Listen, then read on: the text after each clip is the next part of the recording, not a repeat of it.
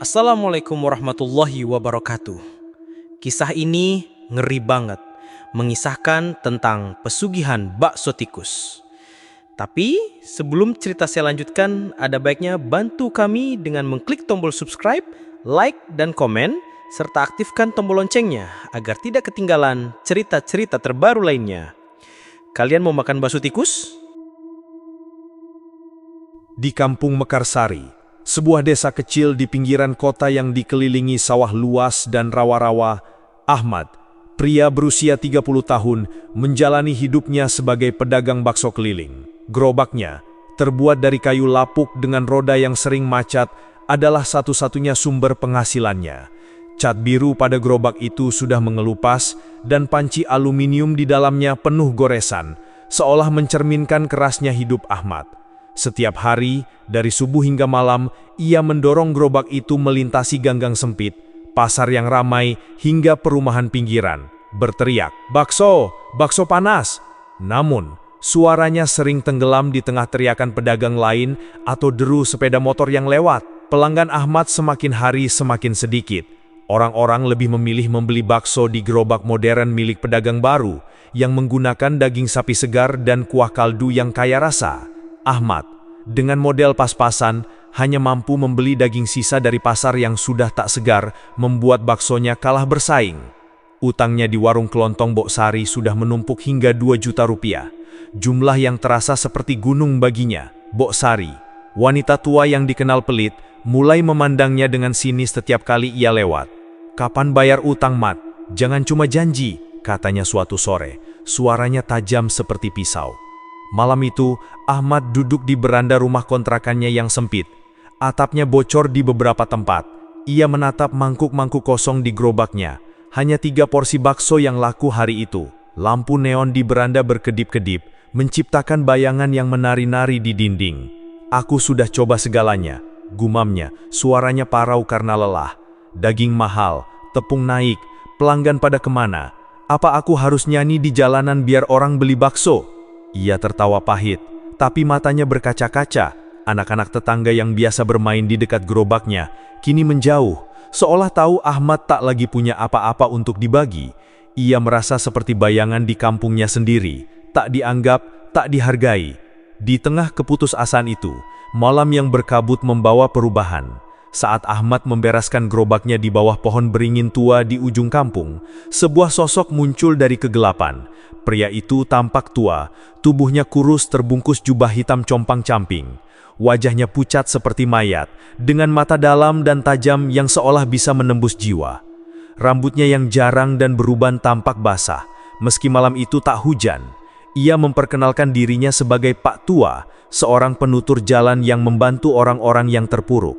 "Ahmad, aku tahu hidupmu susah," kata Pak Tua dengan suara serak, seperti bisikan angin yang membawa hawa dingin.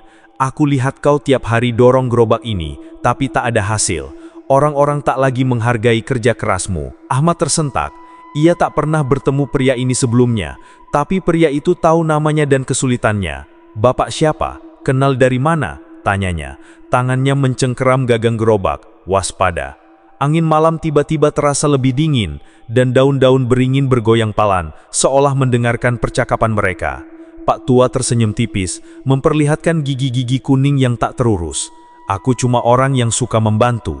Aku tahu kau ingin hidup lebih baik, Ahmad. Aku bisa bikin bakso kau laris manis. Tiap hari, orang bakal antre sampai malam. Kau mau?" Ahmad tertawa kecil, mengira pria itu bercanda. "Laris?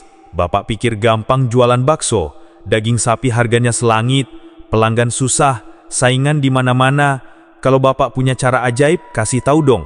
"Tak perlu daging sapi," sahut Pak Tua. Matanya berbinar aneh di bawah cahaya bulan yang samar. "Ada cara lain, lebih murah, lebih laris. Tapi kau harus berani, kau harus ikut pesugihan bakso tikus." Kata-kata itu membuat Ahmad merinding. "Bakso tikus? Bapak gila ya? Siapa yang mau makan bakso dari tikus? Orang bakal muntah." Suaranya keras, tapi ada nada ragu di dalamnya. Ia teringat desas-desus tentang Arif, penjual bakso di pasar kota yang tiba-tiba sukses besar. Orang bilang Arif dulu miskin seperti Ahmad, tapi kini ia punya rumah 2 lantai, mobil Pajero dan istri muda yang cantik. Ada bisik-bisik gelap tentang caranya meraih kekayaan, tapi Ahmad selalu menganggapnya gosip pasar. Pak tua mendekat, suaranya menjadi berbisik, seolah tak ingin ada yang mendengar. Jangan remehkan, Ahmad. Banyak yang sudah berhasil. Kau tahu Arif bukan? Gerobaknya selalu ramai, uangnya tak pernah habis. Kau pikir dari mana semua itu? Tikus, Ahmad, tikus. Tikus sawah. Dagingnya murah, rasanya tak beda kalau kau tahu caranya. Dan ada yang membantu dari alam lain.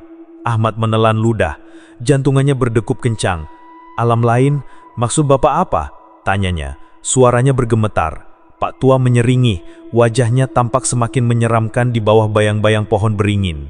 Besok malam, datang ke sawah di belakang kampung, di dekat pohon pisang tua. Bawa semangkuk bakso terbaikmu, sisanya biar aku yang urus. Ahmad ingin bertanya lebih banyak, tapi Pak tua tiba-tiba menghilang ke dalam kabut, seolah ditelan kegelapan. Ahmad berdiri sendirian, hanya ditemani suara daun beringin yang bergoyang dan bau tanah basah yang menyengat. Ia merasa ada sesuatu yang salah, tapi bayangan tentang kesuksesan Arif dan utang yang menumpuk membuatnya goyah. Malam itu, ia pulang dengan pikiran kacau, tak tahu bahwa langkahnya menuju sawah akan mengubah hidupnya selamanya. Keesokan malam, Ahmad berjalan menuju sawah di belakang kampung Mekarsari, membawa semangkuk bakso yang dibuat dengan sisa daging sapi yang ia miliki. Ia menghabiskan pagi itu untuk membuat bakso terbaiknya, menata kuahnya dengan hati-hati, menaburi bawang goreng dan daun seledri agar terlihat menggoda. Namun, langkahnya terasa berat, seolah ada beban tak terlihat di pundaknya. Sawah itu terasa lebih gelap dari biasanya, meski bulan purnama bersinar terang di langit. Suara jangkrik dan kodok bercampur dengan desau angin menciptakan suasana yang mencekam. Kabut tipis melayang di atas tanah, membuat padi-padi tampak seperti hantu yang bergoyang. Di tengah sawah, di dekat pohon pisang tua yang batangnya menghitam dan berlumut, Pak tua sudah menunggu. Cahaya bulan membuat wajahnya tampak lebih pucat seperti tengkorak yang hidup. Di depannya, ada sesajen yang aneh. Sepiring nasi kuning yang sudah mulai berjamur, kemenyan yang asapnya mengepul tebal, bunga-bunga layu yang tampak seperti dipetik dari kuburan, dan semangkuk darah kental yang baunya menyengat hidung Ahmad. Bau darah itu membuat perut Ahmad mual, tapi ia tak berani berkata apa-apa. Ia memegang mangkuk baksonya erat-erat, jantungnya berdegup kencang. "Taruh bakso di sini," perintah Pak tua, menunjuk sepetak tanah di depan pohon pisang yang dipenuhi akar-akar kecil. Ahmad menurut, meletakkan mangkuk itu dengan tangan gemetar.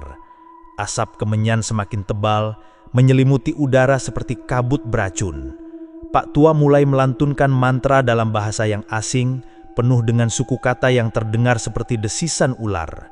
Suaranya bergema, seolah datang dari dalam tanah bukan dari mulutnya. Tiba-tiba, angin bertiup kencang menggoyangkan batang-batang padi di sekitar mereka. Ahmad merasa ada sesuatu yang bergerak di kegelapan seperti bayangan besar yang melintas cepat di antara padi. Ia mendengar suara cekikikan pelan seperti suara anak kecil, tapi ada nada jahat yang membuat bulu kuduknya berdiri. Jantungnya hampir berhenti ketika ia melihat sepasang mata merah menyala dari balik pohon pisang. Mengintip dari kegelapan, mata itu tak berkedip, hanya menatapnya dengan penuh kelaparan. "Siapa itu?" teriak Ahmad, mundur beberapa langkah hingga kakinya terperosok ke lumpur sawah. Ia hampir menjatuhkan mangkuk bakso yang masih ia pegang di tangan kirinya. "Tenang," kata Pak tua, suaranya tetap datar, seolah tak terganggu oleh apa yang terjadi. "Itu penjaga sawah, dia yang akan membantu daganganmu. Tapi ada harga yang harus dibayar." "Harga apa?" tanya Ahmad, suaranya bergetar. Ia ingin lari, tapi kakinya terasa berat, seperti ditahan oleh sesuatu yang tak terlihat. Lumpurnya seolah mencengkram sepatunya, menariknya ke bawah. Pak tua menatapnya tajam, matanya tampak menyala di bawah cahaya bulan. "Setiap bulan, kau harus memberikan tumbal, jiwa manusia. Orang yang kau benci, orang yang tak penting bagimu, siapa saja. Kalau tidak, penjaga sawah akan mengambil jiwamu." Ahmad tersenjak. "Tumbal? Bapak bilang cuma bikin bakso laris. bukan soal nyawa orang." Teriaknya, suaranya memecah keheningan sawah. Cekikikan itu kembali terdengar, kali ini lebih keras, seolah-olah ada banyak suara yang bergabung. Bayangan di balik pohon pisang tampak bergerak lebih dekat, dan Ahmad bisa bersumpah ia melihat sosok kecil dengan wajah pucat, gigi-gigi runcing, dan tangan yang cakarnya panjang seperti pisau. Sosok itu lenyap secepat ia muncul, tapi matanya tetap terbayang di pikiran Ahmad. "Terlambat," kata Pak Tua, tersenyum dingin. "Kau sudah masuk, ritual ini mengikatmu. Kalau kau mundur, penjaga sawah akan datang menjemputmu lebih cepat dari yang kau kira." Ahmad ingin menolak, ingin lari, tapi tubuhnya terasa kaku. Asap kemenyan masuk ke hidungnya, membuat kepalanya pusing. Mantra Pak Tua semakin keras, dan tiba-tiba mangkuk bakso di tanah bergetar, seolah ada tangan tak terlihat yang menyentuhnya. Kuahnya bergoyang, dan beberapa butir bakso terlempar keluar, tenggelam ke lumpur sawah. Ahmad memejamkan mata, berharap ini hanya mimpi, tapi cekikikan itu terus bergema di telinganya. Malam itu, Ahmad pulang dengan tubuh gemetar. Ia tak bisa tidur, dihantui bayangan mata merah dan cekikikan yang seolah mengejarnya hingga ke mimpi. Bau kemenyan dan darah masih melekat di bajunya, tak hilang meski ia menggosoknya berulang-ulang. Ia mencoba meyakinkan diri bahwa ia bisa mundur, tapi kata-kata Pak Tua terus menggiang. "Kau sudah masuk." Keesokan harinya, sesuai petunjuk Pak Tua, Ahmad bertemu dengan Sukri, pengepul tikus sawah di sebuah gudang tua di pinggir kampung. Gudang itu berdinding kayu lapuk dengan seng yang berderit setiap kali angin bertiup. Sukri adalah pria kurus dengan wajah licik, mata kecilnya selalu bergerak-gerak, melihat sesuatu. Ia membawa karung guni yang bergerak-gerak, penuh dengan tikus-tikus sawah yang masih hidup. Bau busuk dari karung itu membuat Ahmad menutup hidung. "Ini bahan bakunya, Ahmad," kata Sukri sambil membuka karung. Di dalamnya, puluhan tikus sawah berlarian, beberapa sudah mati dan membusuk dengan lalat kecil terkait di sekitarnya. Bau usuk. Ahmad memandang karung itu dengan jijik. "Ini aman dimakan?" tanyanya, suaranya penuh keraguan. Ia masih mengingat bau darah di sawah dan mata merah yang menatapnya. Sukri tertawa memperlihatkan gigi-giginya yang tak rata. "Aman. Orang kota makan bakso Arif tiap hari, tak ada yang curiga. Campur bumbu yang tepat, tambah mantra dari Pak Tua, semua orang ketagihan. Lihat Arif, dia sekarang kaya raya, rumah 2 lantai, mobil Pajero, istri muda, semua dari tikus Ahmad."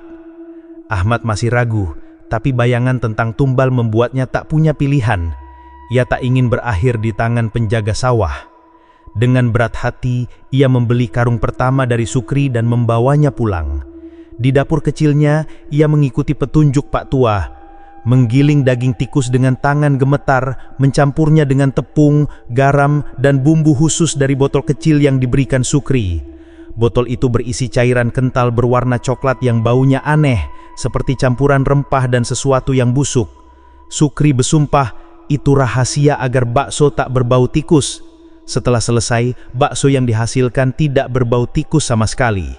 Aromanya menggoda dengan tekstur kenyal yang parfum.